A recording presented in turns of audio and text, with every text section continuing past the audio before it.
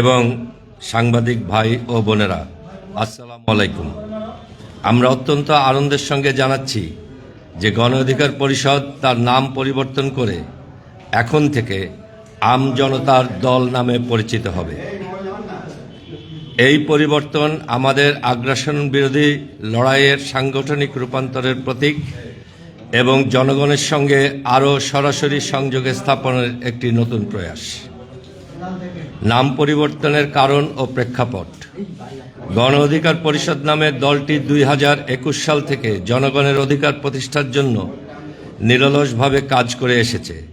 দলটি বেশ কিছু নৈতিক ও সার্বভৌমত্বের প্রশ্নে দ্বিধাবিভক্ত হয় 20 জুন 2023 ইংরেজি তারিখে। এর মাঝে ডক্টর রেজা কিবরিয়ার নেতৃত্বাধীন গণ অধিকার পরিষদে আজ অবধি আহ্বায়কের দায়িত্ব পালন করছেন আমি কর্নেল মিয়া মশিউজ্জামান। কাছাকাছি দুই দলের একই নাম হয় আমাদের মধ্যে ভুল বোঝাবুঝি, অনাকাঙ্ক্ষিত দ্বন্দ্বের সৃষ্টি হচ্ছিল। আগ্রাসন বিরোধী লড়াই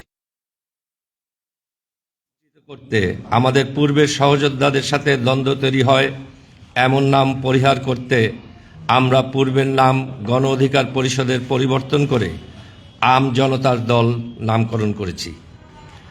আজ হতে গণ অধিকার পরিষদের কর্নেল অবসরপ্রাপ্ত মিয়া মশিউজ্জামানের নেতৃত্বাধীন অংশের নাম হবে আম জনতার দল।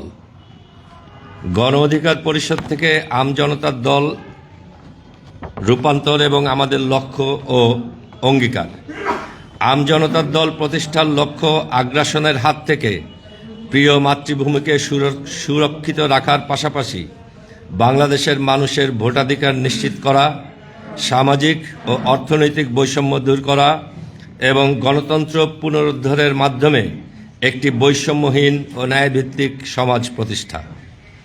আমরা দুর্নীতি প্রতিরোধ, শিক্ষা, স্বাস্থ্য ও কর্মসংস্থানের মতো মৌলিক অধিকার সবার জন্য সহজলভ্য করতে কাজ চালিয়ে যাব। 24-এর গণ অভ্যুত্থানে আমাদের 7 জন সহযোদ্ধা জীবন দান করেছেন এবং শতাধিক আহত হয়েছেন। আমাদের দলটি অতীতে যেমন ছাত্র, যুবক, প্রবাসী, পেশাজীবী এবং অন্যান্যদের নেতৃত্বে গণতন্ত্র ও ন্যায় বিচারের পক্ষে কাজ করেছে, ভবিষ্যতেও একইভাবে দেশের সকল শ্রেণী পেশার মানুষের অধিকার প্রতিষ্ঠার জন্য আমরা সংগ্রাম চালিয়ে যাব। আম জনতার দলের 3টি মূল নীতির হচ্ছে সার্বভৌমত্ব, স্বনির্ভরতা ও সুশাসন। আমাদের স্লোগান হবে স্বনির্ভর অর্থনীতি, সুশাসনে সমৃদ্ধি।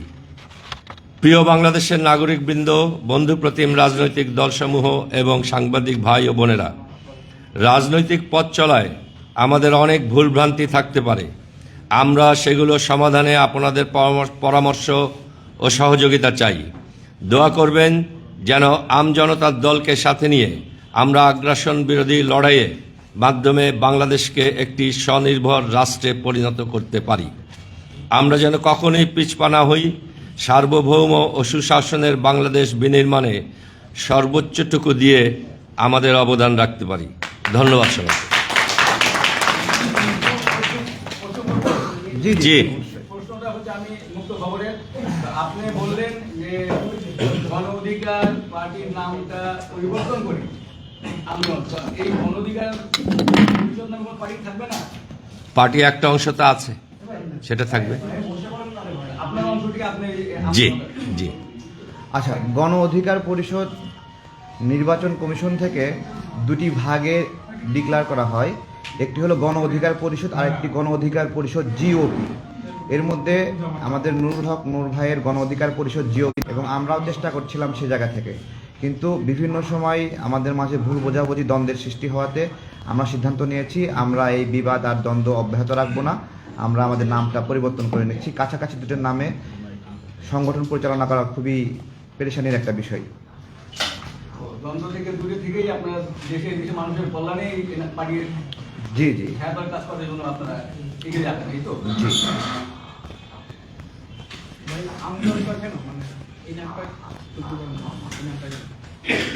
আম শব্দটা আসছে আওয়াম থেকে। আওয়াম অর্থ সাধারণ। আপনারা যদি আওয়ামী লীগের ইতিহাস দেখেন, এই আওয়ামী শব্দটা আসছে ওই সাধারণ জনগণের জন্য।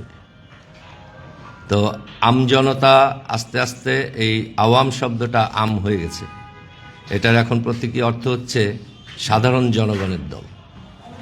আমরা সাধারণ জনগণের জন্য কাজ করছি, সাধারণ মানুষের জন্য কাজ করছি। সেই জন্য আমরা এই নামটা দিয়েছি, যাতে আমরা ওই সাধারণ মানুষদের কথা সবসময় আমাদেরও মনে থাকে, আর আমরাও তাদের আর কাছে যেতে পারি এই নামটা নিয়ে। এটা আওয়ামী লীগের নাম পরিবর্তনের ইতিহাস আপনারা পড়বেন, তাহলে সেখান থেকে আরো বিস্তারিত জানতে পারবেন। এই আর কারো কোনো প্রশ্ন থাকলে করতে পারেন। নতুন নামে এখন আত্মপ্রকাশ করছেন, তো আপনাদের কর্মপরিকল্পনা নতুন ভাবে এগোবে কিনা বা কোনো ধরনের প্ল্যানিং রয়েছে কিনা? আমরা আগে সাধারণ মানুষের জন্য যে কাজগুলো করতাম তাদের অধিকার নিশ্চিত করা বেসিক্যালি, আর একই সাথে আমরা অনেক গুরুত্ব দিতাম বাংলাদেশের সার্বভৌমত্ব যে কোনো রকম আগ্রাসন থেকে রক্ষা করার। আমরা সে একই কাজ করে যাব। আমরা রাজনৈতিক জায়গায়ও কাজ করব, আমরা আমাদের অর্থনৈতিক জায়গায়ও দেশকে স্বাবলম্বী করার জন্য কাজ করব, আর সবথেকে বড় ফোকাস থাকবে আমাদের সবসময় আগ্রাসন বিরোধী কোনো শক্তিকে রুখে দেওয়ার জন্য।